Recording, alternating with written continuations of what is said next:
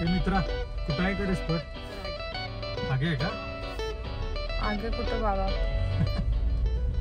आपली जी 20 रुपयाची नोट आहे ना, त्याच्यावर हा स्तंभ पाहायला मिळेल. शंकराचा आहे बहुतेक, तांडव नृत्य. ओमकार हा नरसिंहाचा अवतार आहे बघ. Good morning friends. तर आज आहे आमचा ट्रिपचा दुसरा दिवस. छान रेडी होऊनच आम्ही खाली ब्रेकफास्टला चाललो आहे आणि ब्रेकफास्ट करून आम्ही चाललेलो आहोत वेरूळला. आणि येताना किती वाजले, टाईम किती होतोय हे बघून आणखीन एक ठिकाण करणार आहोत. तर सकाळची नेहमीप्रमाणे सुरुवात एकदम छान झाली आहे, फ्रेश एकदम वाटतंय. येस. आणि म्हटलं सकाळी उठा, ब्रेकफास्ट करा, पुन्हा रूमवर या, आंघोळ वगैरे करा, जा. ह्यात खूप वेळ गेला असता म्हणून आवरूनच आम्ही खाली चाललो आहे. आणि इथं आहे माझा लिटल बानी. तुझा ड्रेस दाखवा.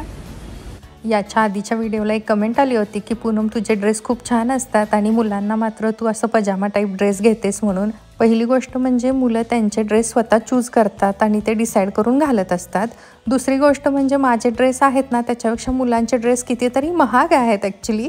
आणि तिसरी गोष्ट म्हणजे ओमकारचे खूप छान छान स्वेटर आणि जॅकेट्स आहेत. मी US वरून आणले होते, पण त्याला फारसे ते आवडत नाही. जॅकेट तो घालतच नाही, स्वेटर वगैरे काढून टाकत असतो. त्यामुळं छान अशी मी कपडे फुल घेत असते त्याला, जेणेकरून त्याला जॅकेट्स किंवा स्वेटर घालावे लागणार नाहीत. आणि एवढा ड्रेस घातला की इनफ होतं त्याच्यासाठी. त्याला 10-15 ड्रेस असे दाखवते आणि त्याच्या आवडीप्रमाणे तो त्यातले 2-3 चूज करत असतो. आणि पूर्वाच्या बाबतीत पण असंच आहे. आम्ही जेव्हा मॉलमध्ये जातो तेव्हा ती तिच्या आवडीचे कपडे घेते. आत्ता घातलेली कपडे म्हणाल तो शर्ट तर तिनं तिच्या आवडीनं घेतला होता. मी म्हणाले होते ओव्हरसाईज वाटतोय, पण तिला तसे कपडे खूप आवडतात आणि मला माझ्या मुलांना नाराज करायला आवडत नाही. त्यांच्या आवडीप्रमाणे काही गोष्टी करू द्याव्यात असं मला नेहमी वाटत असतं. आणि बऱ्याच कमेंट तिच्या हेअरबद्दल पण येत असतात की पूर्वाचा जरा चांगला हेअरकट कर म्हणून.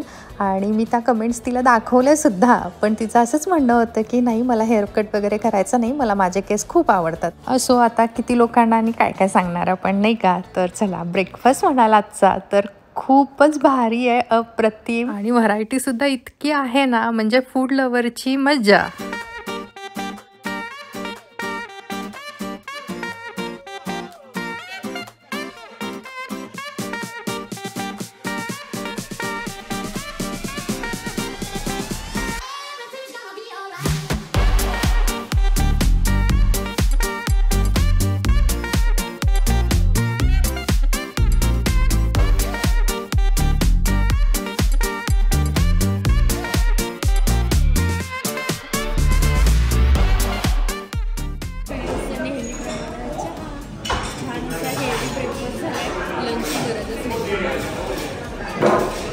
आणि जवळपास 9 वाजल्यात, म्हणजे परफेक्ट टाईम आहे उठून आंघोळा करून हेवी ब्रेकफास्ट. आणि आता आम्ही आमच्या प्रवासाला सुरुवात करतो आहे.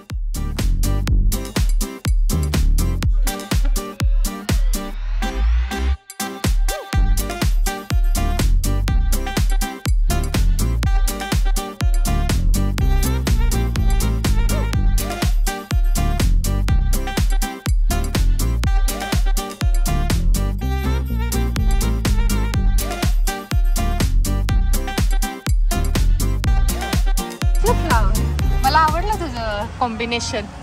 हां, आणि मॅचिंग इयरिंग. हा बघ आता ओमकार बघ.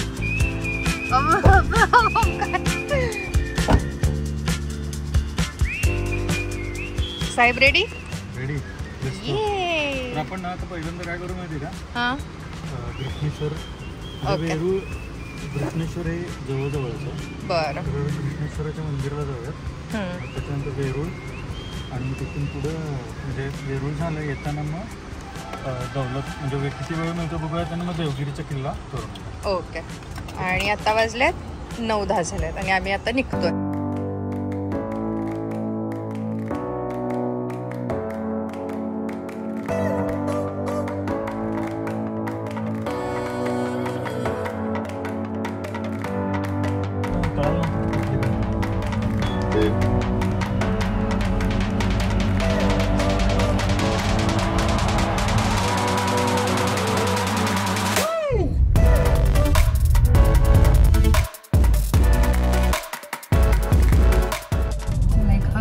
आम्ही पोहोचतोय आणि वेदर खूप छान आहे आज. खूप गरम पण नाही, छान आहे हा रोड. म्हणजे मग अशी गर्दी होती सिटीमध्ये, बाहेर आल्यानंतर भरपूर झाडे. निघताना आमच्या पोटापाण्याची सोय करून आम्ही निघालो होतो आता गाडीच्या. सो एका ठिकाणी आम्ही थांबलेलो आहोत पेट्रोल भरण्यासाठी. तर समोर दिसतोय ना तो आहे देवगिरी किल्ला. आम्ही येताना याला भेट देणार आहोत आणि जाता जाताच आम्ही ना पार्किंग वगैरे बघत चाललो आहे. म्हणजे आहे भरपूर जागा पार्किंगसाठी, म्हणजे त्याचा काही प्रश्न येणार नाही.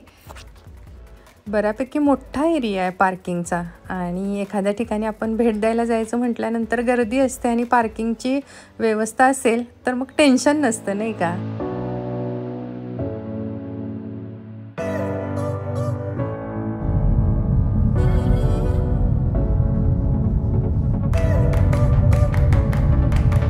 आम्हाला ना या रोडवर जाता जाताना 2-3 पैठणीचे खूप छान असे शोरूम दिसले, शॉप्स वगैरे पण छान छान दिसले. पण आमचा यावेळेला काहीही शॉपिंगचा प्लॅन नाही आहे, त्यामुळे आम्ही कुठेही थांबलो नाही. मागच्या एका व्हिडिओमध्ये कमेंटही आली होती की पूनम पैठणीचे शॉप दिसतील आणि तुला व्हिजिट करायची असेल तर जा आणि बघ म्हणून. पण आम्ही ज्या ठिकाणी चाललेलो आहोत ना ती बघण्याची खूप इच्छा होती आणि त्यामुळेच एवढा प्रवास करून आम्ही इथं आलेलो आहोत. त्यामुळे म्हटलं शॉपिंग पुन्हा कधी तर करता येईल, येवल्याला जाऊन करू छान पैठणीची शॉपिंग. आता मात्र कुठेही थांबणार नाही आहोत. तर आम्ही पोचलोय वेरूळ लेणीपाशी आणि इथे हे पार्किंग आहे आणि खूप मोठी लाईन आहे. तर आम्ही ही लाल गाडी गेली इथून तर सगळं पार्किंग फुल आहे. माहीत नाही आम्हाला आता कुठं स्पॉट मिळणार आहे. तो जेवढं आत लावून तेवढं चालायचं आहे आपल्याला, लक्षात ठेव. एक्झिट म्हणाले बाहेर जाण्याचा मार्ग.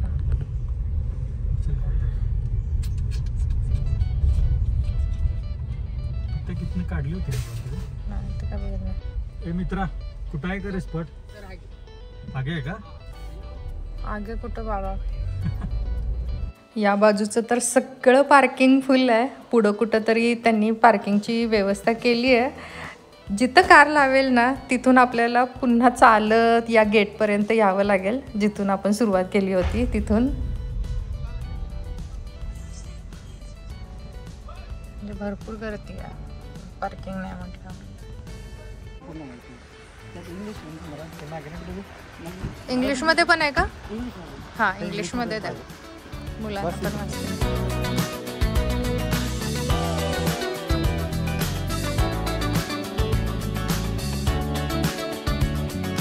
पार्किंग खूप लांब मिळाली आम्हाला कारण सगळं फुल झालंय. सो वॉक करत आधी बाहेर जावं लागेल.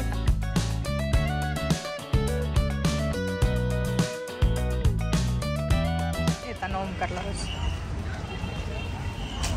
बाप रे, आम्ही मगापासून बघतोय, म्हणजे गेटपासून एंट्री केली ना तेव्हापासून भरपूर वेगवेगळ्या ठिकाणच्या ना शाळेच्या ट्रिप आलेल्या आहेत, म्हणजे वेरूळ लेण्या बघण्यासाठी. तर समोरच तिकीट घर आहे, तर तिथून आपण तिकीट म्हणजे टोकन घेऊ शकतो किंवा फोनवरनं ऑनलाईनसुद्धा घेऊ शकतो. आणि टाईम म्हणाल तर सकाळी 9:30 ते 5:30 हे ओपन असतं.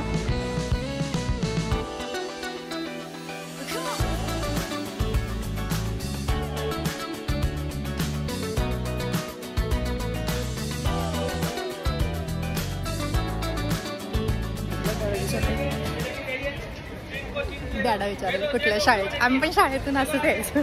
तर असं आम्ही तिकीट घेतलं आहे, म्हणजे टोकन एक चिप आहे आणि सगळ्यांनी आम्ही चौघांनी सुद्धा एक हातात घेतलं आहे. तर इथं त्यांना दाखवायचं, मग ते आपल्याला आत सोडतात. जवळपास 35 ते 40 रुपये हे तिकीट होतं. तर आल्यालाच आम्ही थांबून ना हा मॅप पाहिला आणि याचा एक फोटोही काढून घेतला आहे, कुठं कोणत्या केव्हा आहेत ना त्याची आयडिया थोडीफार येईल म्हणून. White is fine. No, black is like black थोड़ी है, पूरा white is fine, right? राहू दे. या ओमकार रॉंग घालायलास. दोन्हीचे किती झाले? 250. Guys, Punam is so happy. Purva is here carrying the bag. Come this side, Punam. कैलासचं हे मोठं टेम्पल आहे वेरूळचं आणि आता आपण आत जातोय.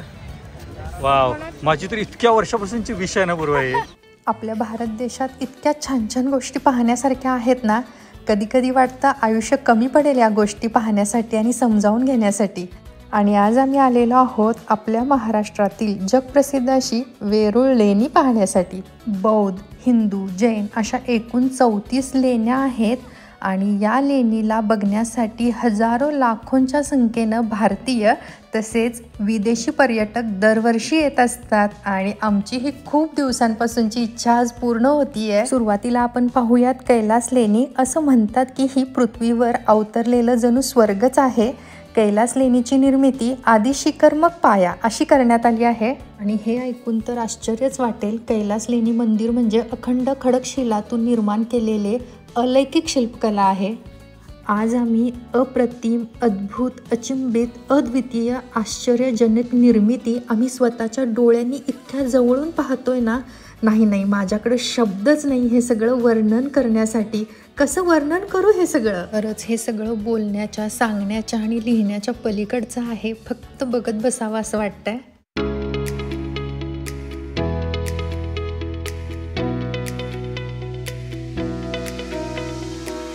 ओमकार हा नरसिंहाचा अवतार आहे बघ.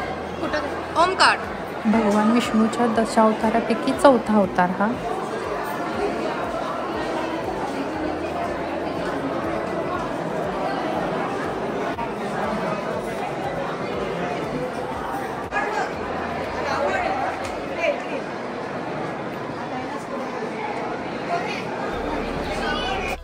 तुटलेल्या आणि भंग पावलेल्या काही मूर्त्या, शिल्प पाहून ना मनाला खूप वेदना होत होत्या.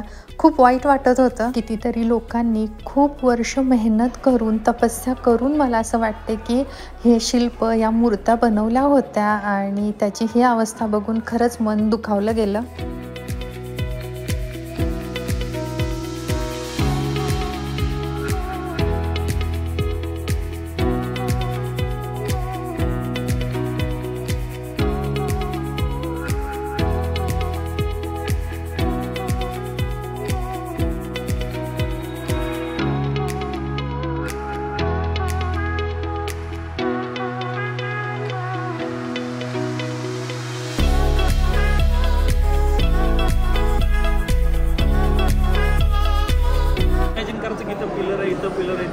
आणि हे खोदत केलेलं आहे का डोंगरामध्ये, ब्लॅक डोंगराचा विचार करतो.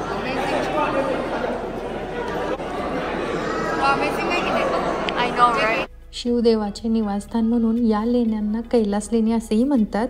आणि कैलास लेणीवर शिव पार्वतीचे साकारलेले खूप छान शिल्प दिसतात. आणि त्याचबरोबर ब्रह्मा, विष्णू, महेशा, दुर्गा, येथे गणपती, लक्ष्मी, मगर, कासव, कमळ, नदी, भले मोठमोठे हत्ती, सर्प, खूप छान खूप सारे शिल्प पाहायला मिळाले. रामायण, महाभारत कोरून ठेवलेलं आहे. मनोरा, ध्वजस्तंभ वगैरे सुद्धा आहे. खूप सुंदर नक्षीकाम, शिल्पे पाहून खरंच खूप आश्चर्य वाटलं आणि खूप मनाला समाधानी वाटत होतं की ह्या सगळ्या गोष्टी आपल्याला पाहता आल्या म्हणून. आणि खरंच मनापासून वाटते की ज्यांना शक्य असेल ना त्यांनी एकदा तरी ह्या गोष्टी येऊन पाहाव्यात म्हणून. आणि ज्यांना शक्य नसेल त्यांच्यासाठी छान पद्धतीनं व्हिडिओ बनवण्याचा प्रयत्न केलेलाच आहे.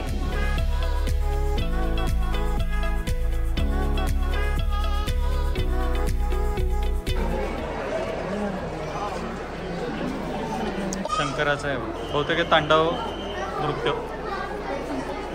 डमरू आहे. हो. आणि इकडे पण एक आहे.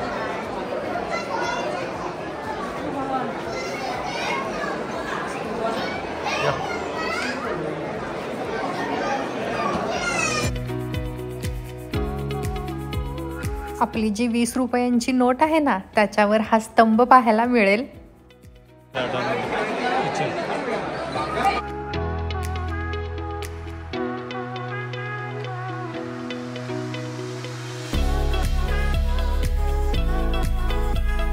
म्हणत्या मागची ट्रिप होती extreme cold, like hill station, आणि आता हॉट. 5व्या ते 10व्या शतकाच्या कालखंडात निर्माण झालेल्या या लेणी पाहता येणं म्हणजे खरंच अहोभाग्य.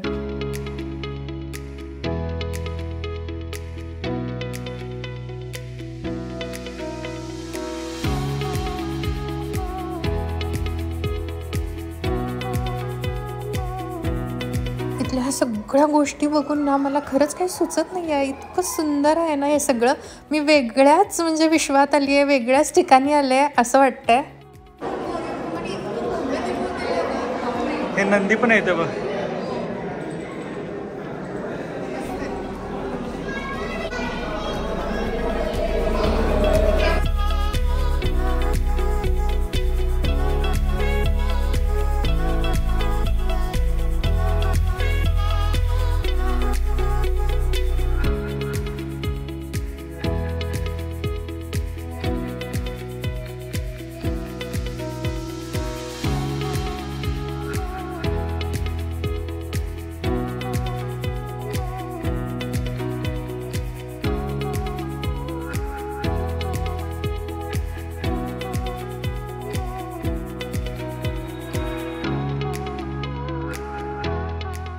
इथे ना आपली एक यूट्यूब फॅमिली पण भेटली होती, पण फारसं माझं त्यांच्यावर बोलणं झालं नाही.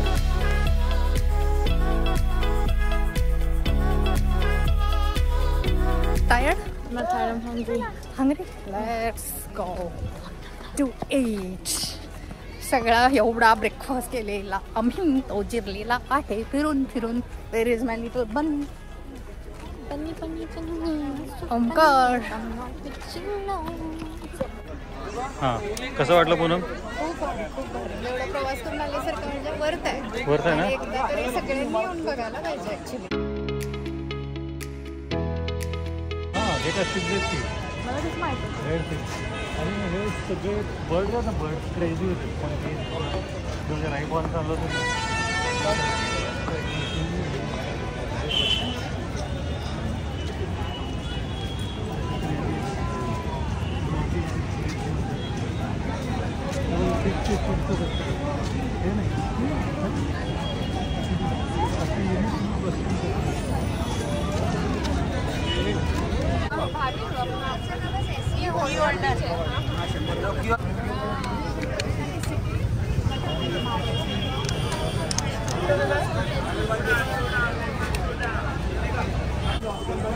सो आम्ही किचन बनवून घेतोय आणि OMKR ओमकारच्या नावाचं. जसं पूर्वाने इथं क्रिस्टल घेतलेत तसं ओमकार इथं किचन घेत. दाखवा बरं कुठे ते ओमकार.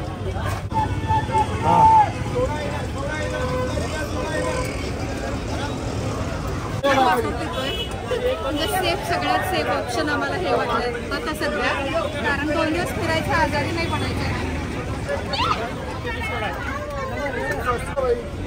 ऑटोमधून चाललेलो आहोत आणि गाडी आपण मगाशी पार्क केली तिथंच आहे, कारण बघितलं ना खूप म्हणजे लाईन आहे. गाडी तिथून काढावी लागली असते, मंदिरामध्ये जावं लागलं असतं, त्यामुळे अशी आयडिया केली. आणि 50 रुपीजमध्ये आहे, म्हणजे टेन्शनही नाही काय. अशी काहीतरी आयडिया करत असतो आम्ही, त्यामुळे आमचा वेळ वाचत असतं. ही आयडिया छान आहे. गाडी पार्किंगमध्ये काढायला चालतच गेलं असतं. आता पटकन त्यावेळेस आपण जाऊन दुसरे प्लॅन करता.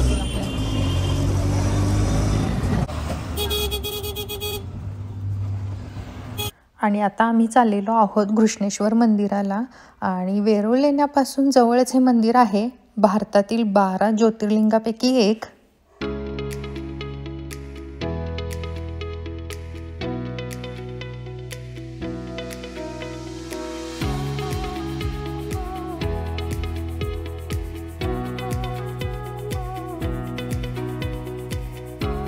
रोडवर ना इतकं ट्रॅफिक होतं ना, रिक्षावाल्यांना आम्हाला लांबच सोडलं आणि तेवढं वॉक करून आम्ही इथंपर्यंत आलेलो आहोत. आणि इथं आल्यानंतरसुद्धा ना जिथं कार पार्क केली होती ना तो सुद्धा डिस्टन्स बऱ्यापैकी लांब होता. मुलांनी मात्र चांगली साथ दिली. सकाळी लवकर उठले होते आणि त्यानंतर एवढ्या सगळ्या गोष्टी आम्ही केल्या. भरपूर फिरणं झालं.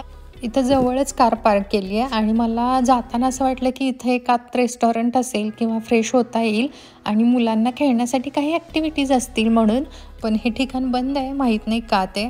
ओमकारला म्हणाले होते की आपण सगळं फिरून येऊ आणि जाताना तुला इथं थोडा वेळ खेळायला सोडतो म्हणून, पण कोणीच दिसत नाही आहे. पण क्लोज आहे. चल हलक हलका फुलका हलक. नप बंद आहे.